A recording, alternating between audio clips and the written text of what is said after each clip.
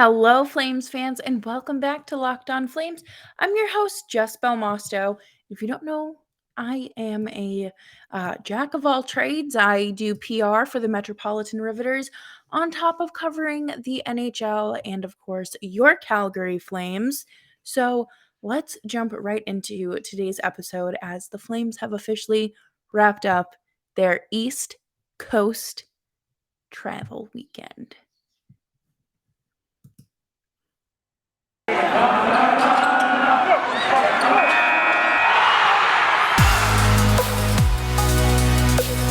You're Locked On Flames, your daily podcast on the Calgary Flames. Part of the Locked On Podcast Network, your team every day.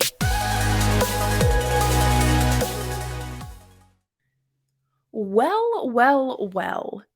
The Calgary Flames have surprised us all in their start to the season. I have to laugh at myself because I completely underestimated this team, and I don't think it's incredibly wrong to think the way that a lot of us did heading into the season. But my God, thank goodness Brad Treliving traded that third round pick for Dan Vladar. Things are paying off with goaltending. Offense is strong. The team is playing good hockey. They're playing 60 minutes. And a stat I heard today was that they have played more Eastern teams than anyone else in the West. And they are 11, 1, and 2. And that's like the best record in the league against Eastern teams. And they haven't won any games against Western teams, which is so weird to me because I feel like they have. But then again, I could be incredibly wrong. So 13 of their 19 road games, yes, Johnny Gaudreau of Matthew Tkachuk, have been road games, which is, again, a crazy schedule. And to think that they've only played 6 home games this season is wild.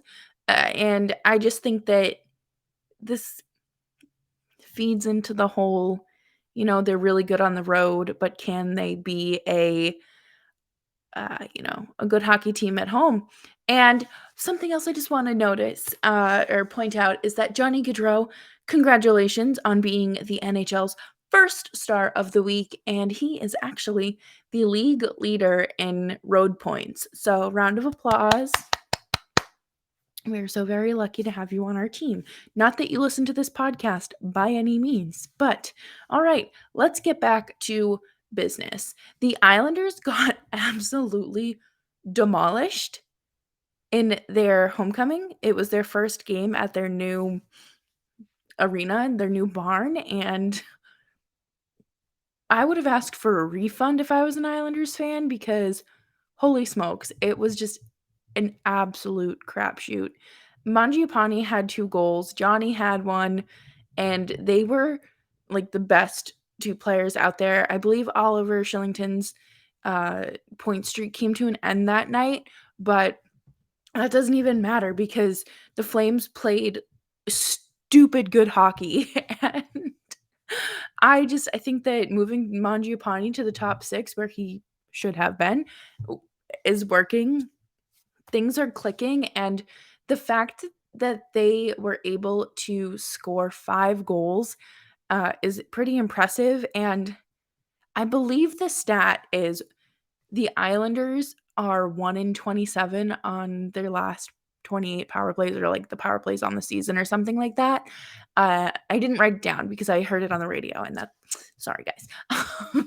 But they're playing against teams that are really good and struggling. So I think that it's even more important to emphasize how great these wins are, these big wins against, the typical playoff contenders. I mean, the Islanders have nearly made it to the Stanley Cup final, the last 2 years in a row, and it's just absolutely brutal. And I I don't want to laugh because laughing isn't nice. Laughing at other people is mean, but when you go into the season expected to be a mediocre hockey team and you come out dominating teams that were expected to be, super dominant, top of their division and potentially the conference, it's it tastes really good.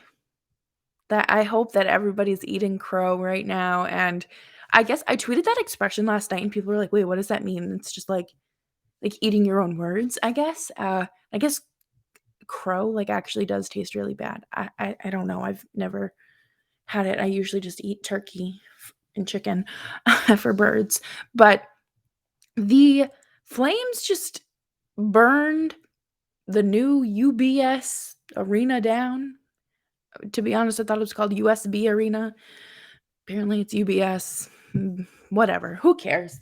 And then they moved on to Boston, which we will talk about next because I have some thoughts, some great thoughts that I think you will all love to hear. But first, let's talk about DirectTV. Are you someone who is guilty of having multiple devices going at the same time or for different things? Like, I know for me, I have my phone for my true crime content. I have my computer to stream my Sopranos. I have my TV in the living room so I can watch other streaming services, but DirecTV is going to fix all of this for me because they are going to put everything in one place for you, wrap a pretty little bow on it, and say, "Here you go." So head on over to directv.com today and learn more about DirectTV Stream. They are fantastic for organizing everything you need all in one place so you're not reaching for your phone for your sports, kids tablet for this, your laptop for that, your desktop for the other thing, and forgetting logins and having to have that awkward conversation of, "Hey, what's your password again?" Because DirecTV has it all in one place, and they are here to give it to you for with no contract and for a low price, and all you need is a compatible device. So head on over to directv.com today to learn more about DirecTV Stream. Locked On Flames continues. Don't forget to follow me on Twitter, where we can keep this conversation going at Jess Belmosto.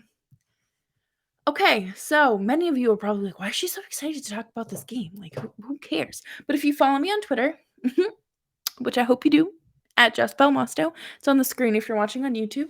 Uh, I was at this game, and I am from Boston, born and raised, moved to upstate New York 2 years ago, and it's you know going to hockey games is a little different now. Um, and I hadn't been to the Garden in 705 days, but my boyfriend is a sweetheart, and he bought us tickets to last night's game back when tickets went on sale. And he was like, I know you cover the Flames, and I know you're a really big Bruins fan, and I want us to go together. So we went.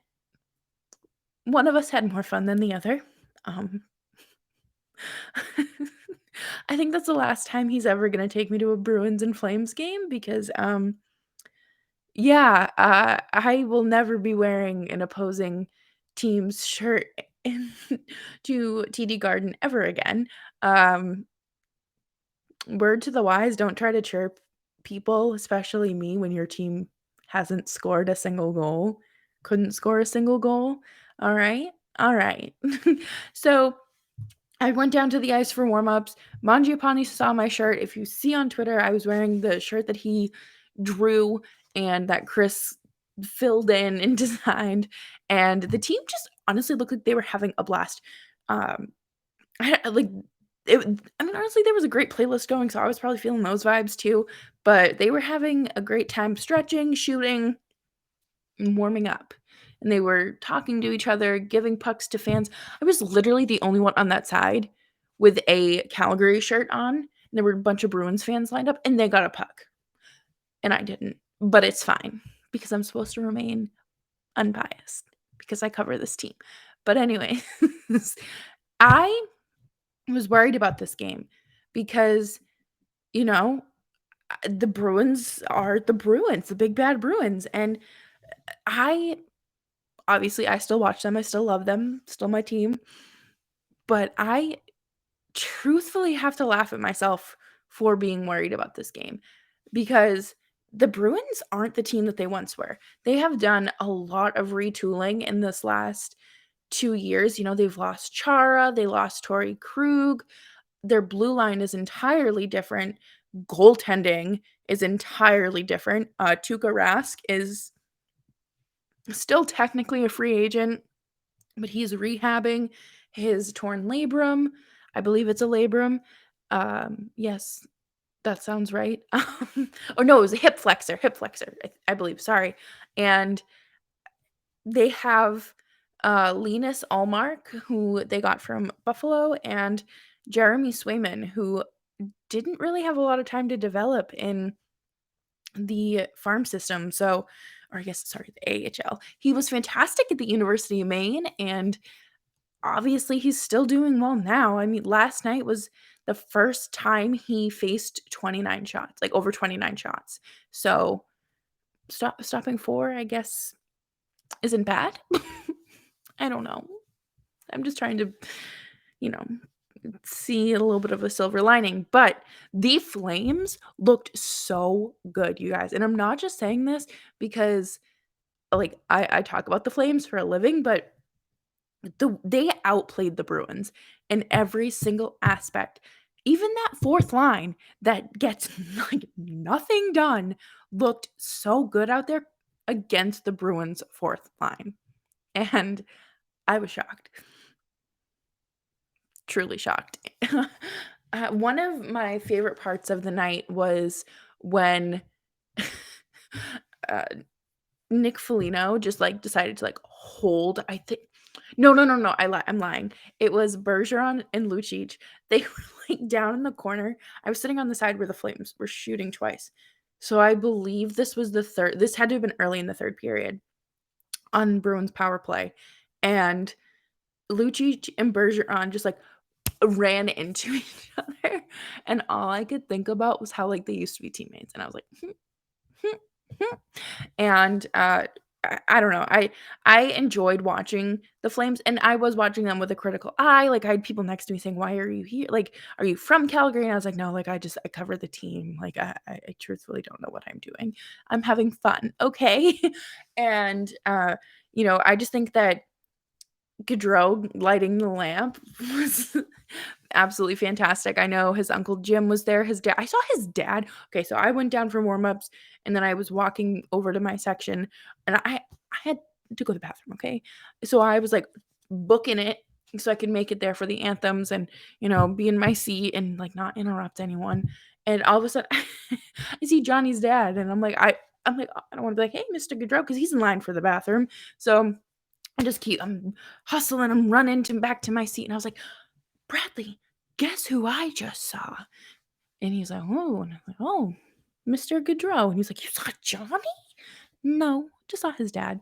But anyways, Noah Hanifin, I always forget that Noah Hanifin is from the suburbs of Boston, and then I saw a ton of not Monahan, sorry. I did see a ton of Monahan jerseys last night, which was kind of surprising, but I saw a ton of Hanifin jerseys, and I was like, "Oh, yeah, that's right, local connection," and so I thought it was really cool to have Gaudreau and Noah Hanifin score the first 2 goals of the night, um, both Boston College alum, things like that, It was pretty cool, and then, like I said, I was sitting on the side where the Flames shot twice, which was fun because obviously, like, yes, I got to see them shoot the puck more, but it was easier for me to sit there and analyze them, and I get distracted if I look too far.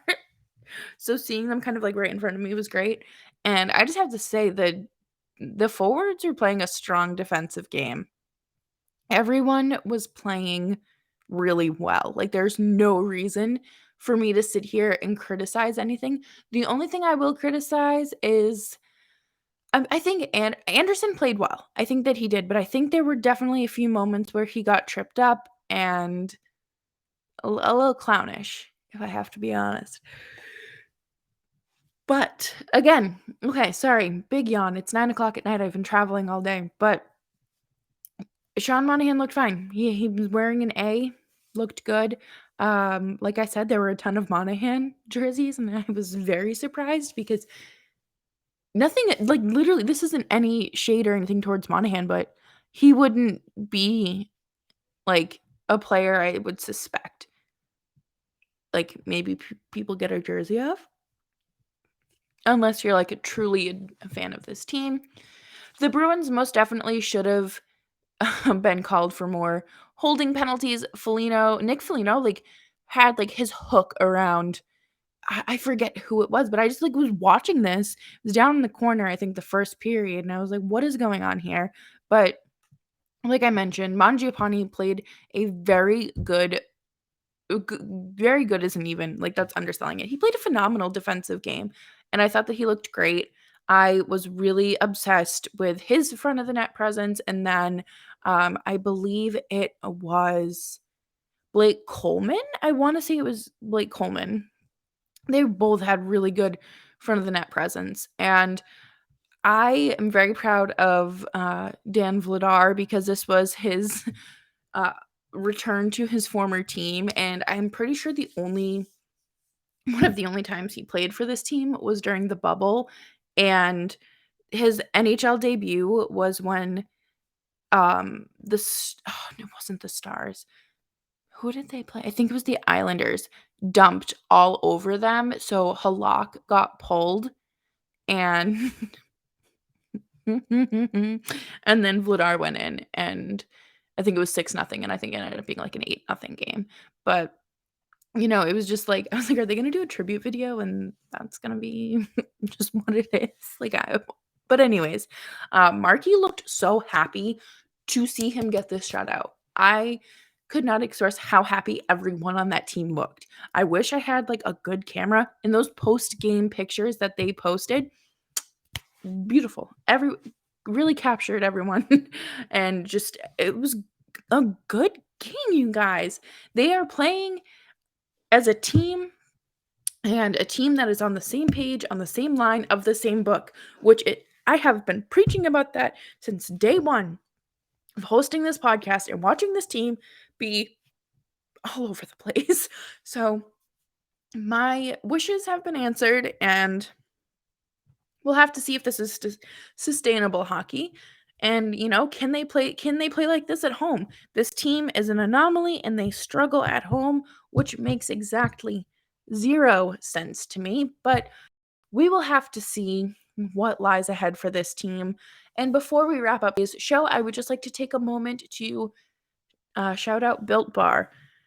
You guys know that I love my Built Bars. They are a delicious protein bar that gets me through my longest days. I will be having one for breakfast tomorrow, but I will be making it into a protein shake so I can just have it on the go and be ready to tackle my day. They are 15% off at built.com. Order a variety pack or your favorite flavors. Personally, been a big fan of the cookie dough crunch. So head on over to built.com today and use promo code LOCKED15 for 15% off of your next purchase. Locked On Flames continues. Don't forget to subscribe to the podcast wherever you get your shows. All right. So the Flames play 2 games this week because it is American Thanksgiving, and they play Chicago on Tuesday. Then they're off until Saturday, and they play Winnipeg. I am a bit interested to see how they'll do against Chicago because they have bounced back a bit since they fired their coach, and I know that they have been playing well, and I have a lot of thoughts on this organization, and if you listen to my podcast, previous episodes, you will know how I feel about this organization. But DeBrincat has 11 goals, and he's leading the team significantly. Like I was trying to like see who led the team, and it was like 0, 0, 1. 4, and then it was like 11, and then just like a bunch of like single digits. And I was like, oh, like low single digits. I was like, oh, okay, well, DeBrincat, it is. So, he's definitely a player gonna have to watch out for. And, we'll preview this a little bit more tomorrow, obviously, but I actually like DeBrincat because when they when the team was asked about the Kyle Beach investigation and what the organization should have done, and how they're going to move forward, he was truly the only one that gave like a truthful answer and was like, I feel awful that this happened and whatnot. And he wasn't even on the team, he wasn't in the system. I think he was like still in high school. So I hope that he does well, but not too well. And I hope that they make Seth Jones look absolutely ridiculous out there, and I hope they make Marc-Andre Fleury reconsider retirement. Amen. So that's all I have for you guys today. Thank you so much for tuning into today's episode of Locked On Flames. So happy to see this team doing well and bounce back from their little dip and playing normal hockey. So I will see you all tomorrow. Make sure you are subscribed to Locked On Flames on YouTube, and make sure that you are not missing out on your favorite audio platform, whether that be Spotify, Audible, Apple Podcast, Stitcher, wherever that may be. And like I said, I'm Jess Belmosto, and I will catch you tomorrow for a preview of the Chicago matchup. Let's do this.